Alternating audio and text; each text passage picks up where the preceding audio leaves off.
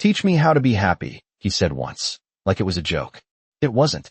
And by the time he realized that, it was already too late. The pen hovered just above the receipt, unmoving, as Daniel Whitmore sat alone at the corner table where everything had started. The restaurant was quieter now, the late dinner crowd thinning out into soft murmurs and distant laughter, but the air around him felt heavier than before, like something unseen had settled into the space and refused to leave. The chandelier above cast a warm, golden glow across the white tablecloth, catching the edge of his untouched glass of sparkling water, the condensation slowly tracing a path downward like time itself slipping away unnoticed. He checked his watch, a Swiss piece worth more than most people's monthly rent, not because he needed to know the time, but because it gave his hands something to do, something to control. Control had always been his language. Numbers, deals, outcomes, predictable systems that bent under pressure and logic. Happiness had never been one of those systems. It didn't respond to strategy. It didn't scale. And yet, earlier that evening, surrounded by investors and polished voices and carefully curated success, he had asked the question anyway. Not because he expected an answer, but because he expected nothing at all. It had started as noise, a distraction between courses, a passing moment of amusement, the kind of thing a man says when he's used to being entertained. "Teach me how to be happy," he had said, leaning back slightly in his chair, a faint smile touching the edge of his lips as the others at the table glanced up, curious, amused, waiting for the waitress to stumble, or laugh, or say something safe, something forgettable. But she hadn't done any of that. Emily Carter had simply stopped, just for a second, her hand still resting lightly on the edge of the table as she set down a glass. No sudden movement, no forced smile, just stillness. And then she looked at him, not at his watch, not at the signature on his credit card, not at the subtle power that seemed to follow him into every room. She looked at him, like he was just a man, and something in that look had shifted the room before she even spoke. Back then, he hadn't noticed it. Not fully, not consciously, but now, sitting alone, replaying the moment with the precision of a man who had built an empire on details, he could see it clearly. The way the conversation at the table had softened, the way one of his partners had stopped mid-sentence, the way even the background music seemed to fade just slightly, as if the room itself had leaned in. He hadn't been the one in control of that moment. She had, and she hadn't said a word yet. Daniel exhaled slowly, his fingers finally lowering the pen onto the receipt, but still not signing. The tip line remained blank, unfinished, just like the question he had asked. He glanced toward the far end of the dining room, where the staff moved quietly between tables, their footsteps almost soundless against the polished floor. For a brief second, he wondered if she was still there, if she had another table, another conversation, another life unfolding in the background of someone else's story. The thought unsettled him more than he expected, because for the first time in a long time, Daniel Whitmore wasn't thinking about what he could buy, or fix, or control. He was thinking about a moment he didn't understand, a moment that had slipped through his fingers the second he tried to treat it like a game. His grip tightened slightly on the pen, the faint scratch of metal against paper breaking the silence as he finally signed his name. But even as he did, the words echoed again. Clearer now. He hadn't heard them fully then, not the way he was hearing them now, and somehow that made them heavier. Earlier that evening, before the pen, before the silence, before the weight of his own thoughts pressed in around him, Daniel had been laughing. Not loudly, not carelessly, but with the controlled ease of a man who understood exactly how much space his voice should take in a room. The table was full, 8 seats filled with people who had spent their lives learning how to sit across from power without appearing intimidated by it.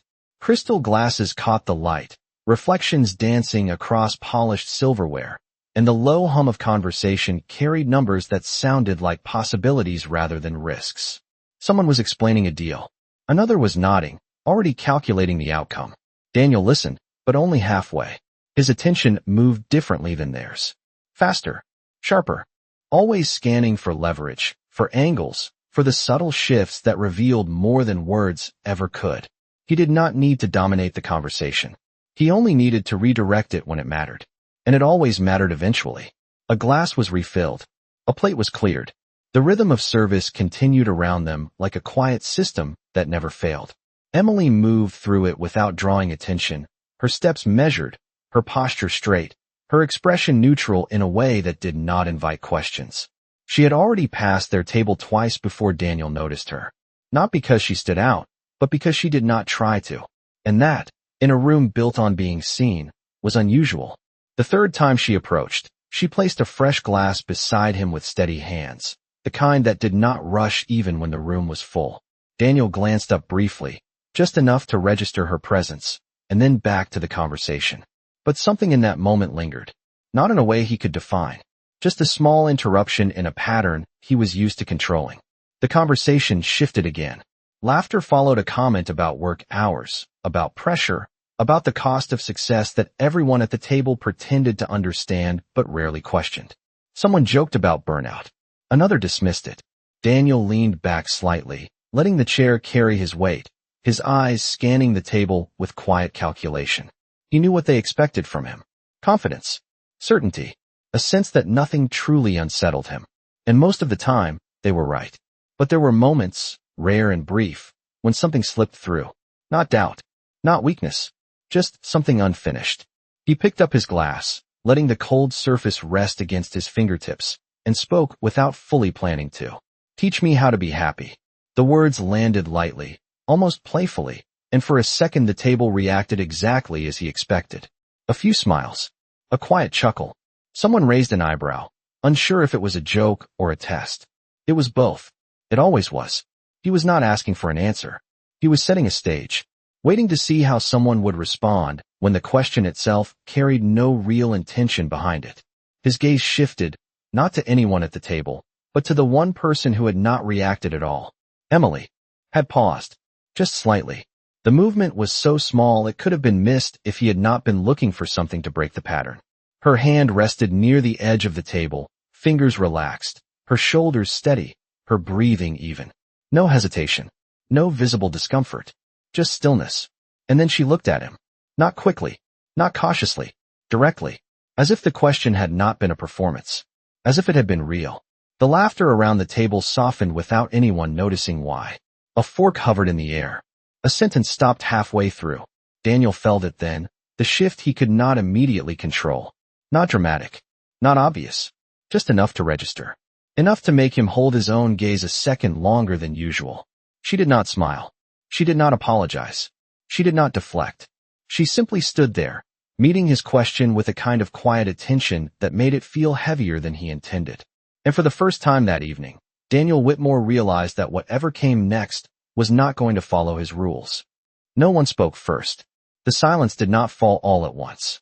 It spread, slowly, like something invisible moving across the table, touching each person in turn until even the smallest movements felt too loud to continue. Daniel noticed it in pieces. The way a glass stopped halfway to someone's lips. The way a quiet laugh faded before it fully formed. The way the low background music suddenly felt distant, like it belonged to another room entirely. He was still leaning back in his chair, but something in his posture had shifted without permission. His shoulders were no longer as relaxed. His grip on the glass had tightened, just slightly. Not enough for anyone to see, but enough for him to feel. Emily did not rush to fill the silence. She let it exist. That alone was unfamiliar. Most people, when faced with his attention, tried to resolve the moment quickly. They answered fast, smiled faster, filled every gap with something safe, something agreeable, something that would not risk standing out in the wrong way. She did none of that. She waited, not for permission, not for approval, just waited. And then she spoke. Her voice was calm, not soft in a way that disappeared, but steady in a way that held its place. Do you want to learn? She asked. Or do you want to hear something that makes you feel right? The question did not rise. It did not challenge. It simply landed. Clean, direct. And suddenly the original question did not feel like a joke anymore. Daniel felt it before he understood it. A subtle shift, like the ground beneath a carefully built structure had moved half an inch. Not enough to collapse anything, but enough to make every line less certain than it had been before. Across the table, someone shifted in their seat. Another person glanced down, pretending to check their phone, but not actually reading anything on the screen. No one interrupted. No one redirected. The control Daniel was used to holding over conversations did not disappear. It just stopped responding. He studied her for a moment, longer than he usually allowed himself to study anyone in this setting. There was no defiance in her expression, no hidden agenda, no attempt to impress, just clarity, the kind that did not ask to be noticed, but could not be ignored once it was seen. He could have laughed, turned it back into a joke, restored the balance he understood. But something in him hesitated, not out of uncertainty, out of recognition, because for the first time that evening, the question he had asked was no longer empty. It had weight, and she was holding it in place, waiting to see if he would carry it or drop it. He set the glass down. Carefully, the faint sound against the table felt louder than it should have. "I asked you," he said, his voice still controlled, still measured, but no longer casual, "because I assumed you would answer." It was not quite a response, not quite a defense, just an attempt to reclaim the direction of the moment. Emily nodded once, a small movement, acknowledging the statement without agreeing to its premise. "People ask that question a lot," she said, "but they usually already have an answer they are protecting." A slight pause, not for effect, just enough to let the words settle. "So the real question is not how to be happy." Her eyes did not leave his, not challenging, not yielding, simply present. "It is whether you are willing to let go of the version of yourself that thinks you are not." The air at the table changed again. This time, it was not subtle. It was still quiet, but it was no longer comfortable. Daniel felt something unfamiliar move through his thoughts. Not confusion, not disagreement, something closer to interruption, like a pattern he had relied on had been exposed for what it was. Incomplete. Across from him, one of his partners leaned back slowly, exhaling under his breath. Another looked away entirely, as if the conversation no longer belonged to them. And Daniel, for the first time in a very long time, did not immediately know what to say next. Daniel did not respond right away. That alone was enough to make the moment stretch further than anyone at the table was comfortable with. He had built his entire life on speed. Fast decisions, faster conclusions, conversations that moved when he decided they moved. But now, something held him in place. Not force, not pressure, just the quiet presence of a question that refused to be simplified. His fingers rested lightly against the edge of the table, no longer gripping anything, as if even that small habit of control had been set aside without him noticing. Across from him, one of his partners cleared his throat softly, a reflex more than an intention, but the sound faded almost immediately, swallowed by the weight of the silence that still lingered. Emily did not move. She did not step back. She did not fill the space with anything unnecessary. She simply stood there, as if time worked differently for her, as if she did not measure moments by how quickly they could be resolved. Daniel's gaze shifted for a fraction of a second, not away from her, but inward, scanning something that had nothing to do with the room, the table, or the people watching. It was a habit he trusted. When something did not make sense, he analyzed it, broke it down, rebuilt it into something manageable. But this did not break down. It did not fit into numbers, or outcomes, or predictable patterns. It just stayed.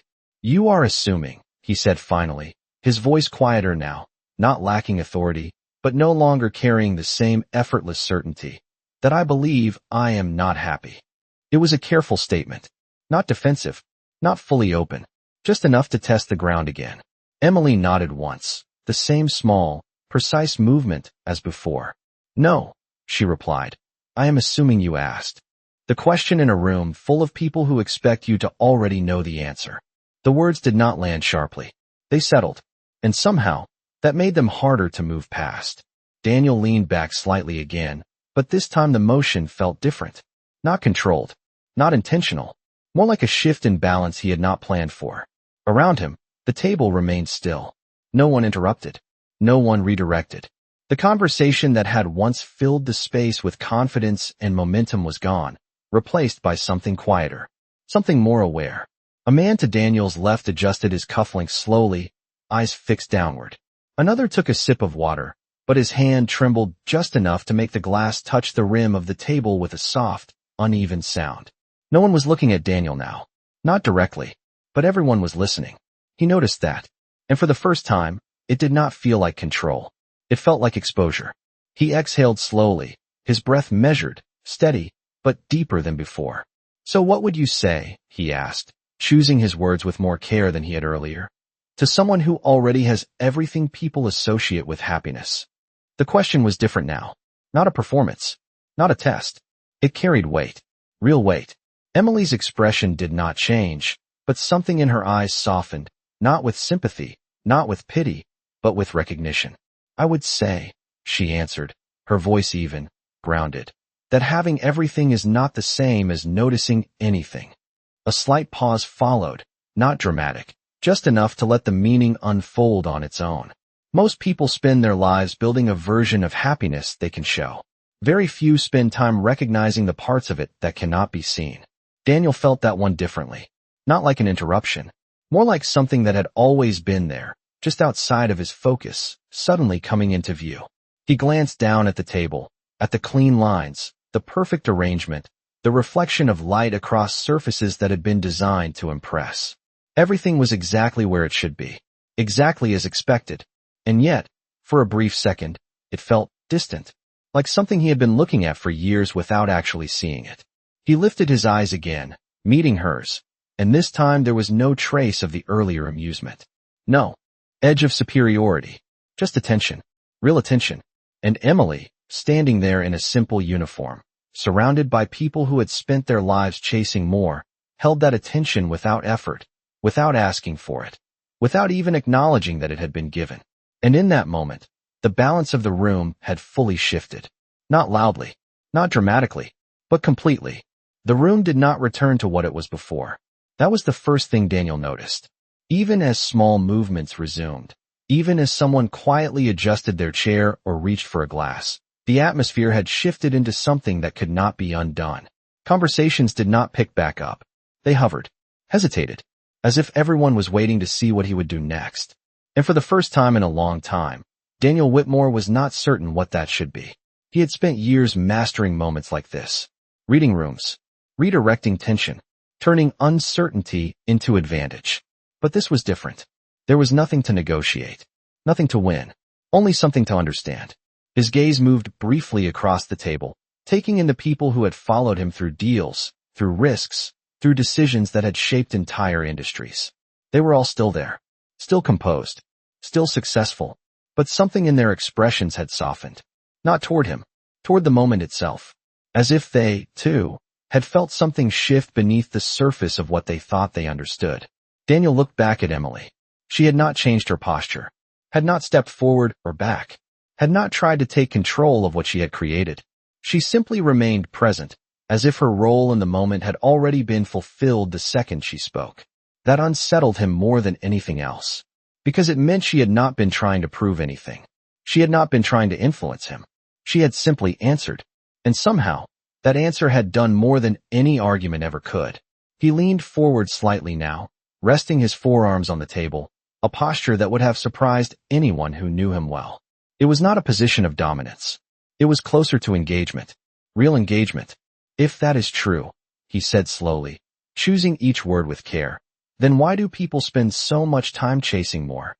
The question was no longer aimed at the table, not at the room, only at her. Emily considered him for a moment, not analyzing, not calculating, just observing. "Because more is visible," she said. "It can be measured, compared, shown to other people." Her eyes moved briefly, not away from him, but across the table, acknowledging the environment without judging it. Noticing is different. It does not impress anyone. The simplicity of the statement made it harder to dismiss. Daniel felt it settle somewhere deeper than he expected. He had always understood value in terms of scale, growth, expansion, the ability to take something small and turn it into something undeniable. But this was something else entirely. Something that did not grow by becoming bigger, but by becoming clearer. He glanced down again, this time not at the table, but at his own hands. Steady, controlled, capable. Hands that had signed contracts worth hundreds of millions of dollars without hesitation. And yet now, they rested there, still, as if waiting for instruction he did not yet have. "And what happens," he asked quietly, "when someone realizes they have been measuring the wrong things?" There was no tension in his voice now, no performance, just a question that had finally reached its own truth. Emily's answer came without delay. "Nothing happens immediately. A small pause. That is what makes it uncomfortable. She tilted her head slightly, not in judgment, but in clarity. You still wake up to the same life. The same schedule. The same expectations. The difference is, you start to see where you have been absent. The word lingered. Absent. Not lacking. Not failing. Just not there. Daniel exhaled again, slower this time, as if something inside him had shifted just enough to change the rhythm of his breath. Around them, the restaurant continued. Plates moved. Glasses clinked. Conversations in distant corners carried on, untouched by what had just unfolded. But at this table, something had changed that could not be reversed. He looked at her once more, and there was no trace of the earlier distance between them. No hierarchy. No assumption. Just a quiet recognition of something he had not expected to find in a place like this. And Emily, standing in the same spot, holding nothing but her own presence, had given him something he could not measure, could not buy, and for the first time, could not ignore. Daniel did not look away this time. The word stayed with him. Absent. It did not accuse. It did not judge. It simply described something he could not immediately deny. He had always associated absence with failure, with neglect, with something clearly broken. But this was different. This was quieter, more precise. The kind of absence that could exist inside a life that looked complete from every angle that mattered to everyone else. He leaned back slowly, his eyes drifting across the table again, but not in the way he used to. Not scanning for advantage. Not measuring reactions. Just noticing. Really noticing. The way one of his partners avoided eye contact, staring instead at the reflection of the chandelier in his glass. The way another had stopped pretending to check his phone and now simply held it, unmoving, as if unsure what role it played anymore. The way the empty space between plates and glasses felt more present than the objects themselves. It was subtle, almost invisible, but it was there. And now that he saw it, he could not unsee it. He exhaled quietly, a breath that carried something different this time. Not tension, not control, something closer to release, though he would not have named it that. So what do you do? He asked, his voice steady but softer than before. When you realize you have been absent. The word felt unfamiliar as he said it, like trying on a language he had never needed before. Emily did not hesitate. You return, she said. No explanation. No elaboration. Just 2 words. Simple. Direct. And yet, they held more weight than anything else she had said so far. Daniel frowned slightly, not in disagreement, but in concentration. Return to what? He asked. This time, there was no edge in his tone. No attempt to guide the answer. Just a genuine question, unprotected by the usual layers he carried into every conversation. Emily's gaze softened again, not with emotion, but with clarity. To the moment you are in, she said. Not the one you are building. Not the one you already finished. The one that is actually happening. The distinction landed quietly, but it did not pass through him the way information usually did. It stayed. It pressed. It forced space where there had not been space before. Daniel's eyes moved again, slower now, taking in the table not as a setting, but as a moment. The faint sound of cutlery from another table. The soft hum of conversation in the distance. The steady rhythm of footsteps across polished floors. It had all been there the entire time. And yet, until now, it had not been part of his experience. It had been background. Irrelevant. Something to move through on the way to something else.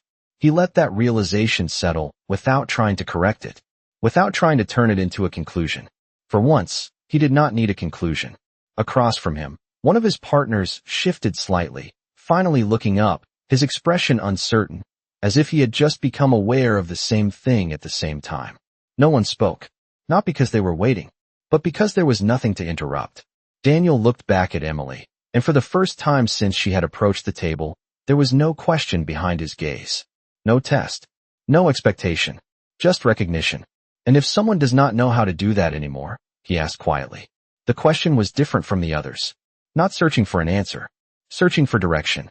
Emily held his gaze for a moment, then gave a small, almost imperceptible nod. Then they start small, she said. They notice one thing, then another. Not because it leads somewhere, just because it is there. She gestured lightly, not dramatically, just enough to include the space around them. Most people think happiness is something they reach, but it is usually something they stop overlooking. The sentence did not echo. It did not demand attention. It simply existed. and somehow, that made it impossible to ignore. Daniel sat there, still, his usual instincts quiet, his need to move forward temporarily suspended. For a man who had built everything on momentum, on constant progression, the stillness should have felt uncomfortable. Instead, it felt unfamiliar. And for the first time, unfamiliar did not feel like something he needed to fix. It felt like something he needed to stay with, even if just for a moment. No one reached for their phones anymore. That was the next thing that changed. It was subtle, almost unnoticeable at first, but Daniel saw it clearly now. The small habits people used to escape a moment had disappeared. No scrolling. No checking notifications. No pretending to be busy. The table had become still in a way that felt intentional, even though no one had agreed to it. It was as if something had quietly reminded everyone that this moment was not something to move past. Daniel sat there, his posture no longer calculated, his usual composure replaced by something more grounded, more present. He did not feel exposed anymore. He felt aware. The difference was small, but it changed everything. His gaze drifted again, but this time it was not searching. It was receiving. The faint reflection of light in the glass. The quiet rhythm of a server walking past in the distance. The low hum of conversation that no longer sounded like noise, but like something alive, something happening alongside him instead of beneath him. He had spent years operating above moments like this. Above rooms. Above people. Not intentionally. Just naturally. It was how he had learned to function. Efficiency required distance. Clarity required detachment. But now, sitting here, he realized something he had never considered before. Distance did not just remove distraction. It removed experience. He rested his hands together on the table, fingers loosely interlocked, not out of habit, but because it felt right to stay still. If someone starts noticing, he said slowly, his voice steady but quieter than it had been at the beginning of the evening, does that change anything? Or just how they see it? It was not a challenge. Not a test. Just curiosity, real and unguarded. Emily watched him for a moment, her expression unchanged, but her presence steady, as if she had been waiting for this version of the question all along. It changes both, she said, but not at the same time. The answer was simple, but it carried a rhythm that made him pause, not because he did not understand, but because he did. The way you see things changes first, she continued. And for a while, nothing else follows. That is the part people struggle with. A slight shift of her gaze acknowledged the space around them again. The table, the room, the life continuing just as it had before. Because you expect the world to respond immediately. But it does not. Daniel nodded slightly, almost unconsciously, as if something inside him had already recognized that pattern long before this moment, but had never named it. He had always expected outcomes. Immediate returns. Clear reactions. It was how everything he built functioned. But this was not a system. It did not respond to pressure. It did not accelerate when pushed. It simply unfolded. So you keep noticing, he said, more to himself than to her. Even when nothing changes. Emily gave a small nod. Especially then. The words settled into the quiet space between them. Not heavy, not dramatic, just true. Across the table, someone exhaled softly, as if releasing a breath they had been holding without realizing it. Another person leaned back, not in withdrawal, but in reflection. The tension that had once filled the room had dissolved into something quieter, something more honest. Daniel looked around once more, but now there was no comparison in his gaze. No evaluation. Just observation. These were the same people. The same setting. The same night. And yet, everything felt different.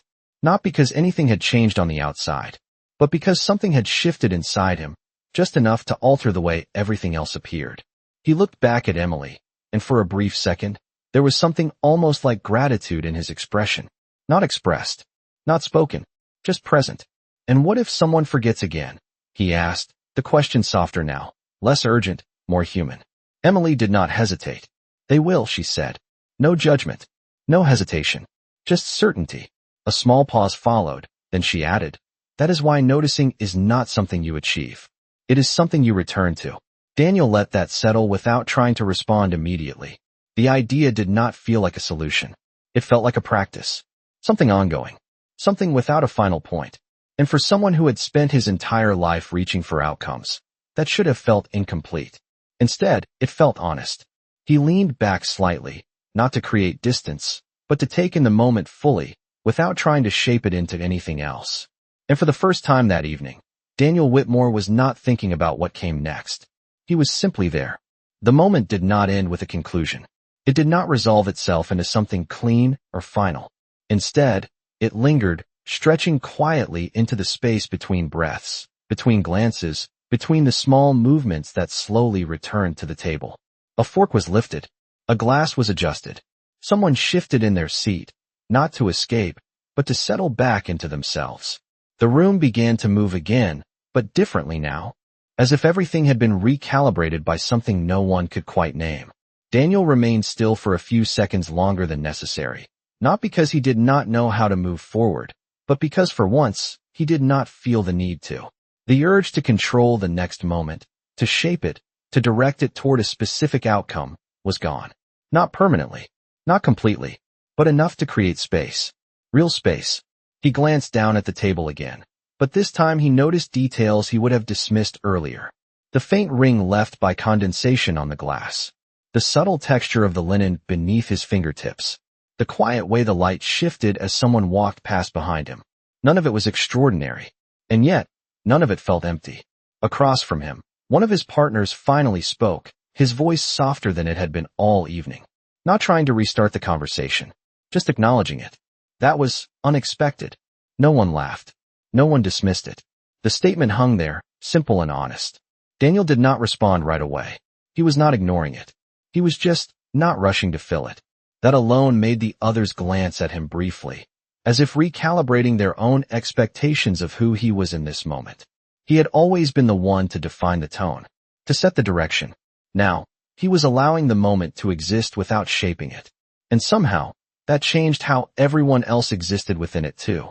Emily stepped back slightly then, not dramatically, not as an exit, but as a natural continuation of her role. The conversation had moved beyond her, and she did not need to hold it in place anymore. She turned just enough to reach for another glass at the edge of the table, her movements as precise and unhurried as before. Nothing about her suggested that anything significant had just occurred, and that, more than anything, stayed with Daniel. She was not waiting for recognition, not expecting a reaction, not measuring the impact of her words. She had said what was true, and then she had let it go. He watched that for a moment, the quiet confidence of someone who did not need to hold on to the outcome of what they had created. It was unfamiliar, and in that unfamiliarity, there was something almost grounding. He reached for his glass again, not out of habit, but with awareness, feeling the cool surface against his hand, noticing the weight of it, the way it fit into his grip. It was a small thing, insignificant by any measurable standard, and yet it felt different. Not because the glass had changed, but because he had. He took a slow sip, not distracted, not thinking ahead, just present. The taste was the same as it had been before, but this time he actually noticed it. He set the glass down gently, the sound softer than before, as if even that small action carried intention now. Across the table, someone began to speak again, carefully, easing the conversation back into motion. It was not the same conversation. It could not be. The tone had shifted, not toward seriousness, not toward discomfort, but toward something quieter, more aware. Daniel listened, but differently, not analyzing, not preparing his next response, just listening. The difference was subtle, but it changed the way the words reached him. For a brief moment, he allowed himself to exist without planning the next move, without anticipating the next outcome, without measuring the value of what was happening in front of him. And in that moment, nothing dramatic occurred. No revelation, no sudden clarity, just a quiet sense that something, somewhere, had aligned in a way it had not before. Emily moved past the table then, continuing her work, her presence blending back into the rhythm of the room. Daniel's eyes followed her for a second, not out of curiosity, not out of control, but out of recognition. Then he looked back at the table, at the people, at the moment that was still unfolding in front of him. And this time, he did not feel the need to move past it. He simply stayed. The check arrived without announcement, placed gently at the edge of the table like the final note of a conversation that had no clear ending. Daniel looked at it, not with the usual quick glance followed by an automatic decision, but with a kind of quiet awareness that had followed him since the moment everything shifted. The numbers were irrelevant. They always had been. What mattered now was something else entirely. Something that could not be written on paper, calculated, or finalized with a signature. Around him, the table had returned to motion, but not to noise. Conversations resumed in softer tones, no longer driven by the need to impress or dominate, but by something more grounded. People spoke, but they also listened. Really listened. And that, more than anything, told him that the moment had not just affected him. It had moved through the room, changing the way everyone occupied it. He picked up the pen again, the same pen that had hovered earlier, unmoving, uncertain. This time, his hand was steady, but not because he had regained control, because he no longer needed to force it. He signed his name slowly, deliberately, each letter forming without rush, without distraction. When he finished, he did not pull the pen away immediately. He let it rest there for a second, as if acknowledging the difference between this action and every identical action he had performed before. Then he moved to the line beneath. The tip. For a brief moment, he paused, not calculating, not deciding an amount that would signal status or expectation, just considering. Then, instead of numbers, he wrote something else. The motion was simple. The meaning was not. He closed the folder gently, sliding it back toward the edge of the table, his gaze lifting almost instinctively, not searching, but knowing where it would land. Emily was already moving through the room again, her steps steady, her presence quiet, unchanged by everything that had just unfolded. She approached the table not as someone returning to a moment, but as someone continuing her work, as if what had happened belonged to the past the second it ended. She reached for the check with the same calm precision, her fingers brushing the edge of the folder without hesitation. For a fraction of a second, their eyes met again. There was no question in his this time. No test. No expectation. Just recognition. And something else. Something quieter. Respect, perhaps. Or understanding. Emily did not react immediately. She did not open the folder right away. She simply held it, her posture unchanged, her expression neutral in a way that no longer felt distant, but intentional. Then, as she turned slightly, the corner of the paper shifted just enough for her to see what he had written. Her eyes paused there. Not wide, not surprised, just still, taking it in. The words were simple. Stay? Teach me for real. She closed the folder again without comment, without acknowledgement, without altering the rhythm of her movement. And yet, something in her expression softened for the briefest moment. Not a smile, not a reaction meant to be seen, just a quiet recognition that passed as quickly as it appeared. She nodded once, almost imperceptibly. Then she moved on. Daniel watched her go, but not in the way he would have before. Not analyzing, not anticipating what would come next, just observing, accepting that whatever this was, it did not belong to control. It belonged to something slower, something he was only beginning to understand. He leaned back slightly, his body settling into the chair, his breath even, his mind quieter than it had been in years. The room continued around him. Conversations, movement, the soft clink of glass and silver. Everything exactly as it should be. And yet, for the first time, it did not feel like something he was moving through. It felt like something he was part of. He did not reach for his phone, did not check the time, did not think about the next meeting, the next decision, the next outcome waiting beyond the doors of the restaurant. Instead, he sat there, in the space between what had been and what would come, and allowed himself to notice. The light, the sound, the quiet presence of a moment that did not need to become anything else. And somewhere, beneath all of it, something shifted. Not loudly, not dramatically, but enough. Enough for him to understand, in a way he never had before, that happiness had never been something he needed to chase. Only something he had forgotten to see.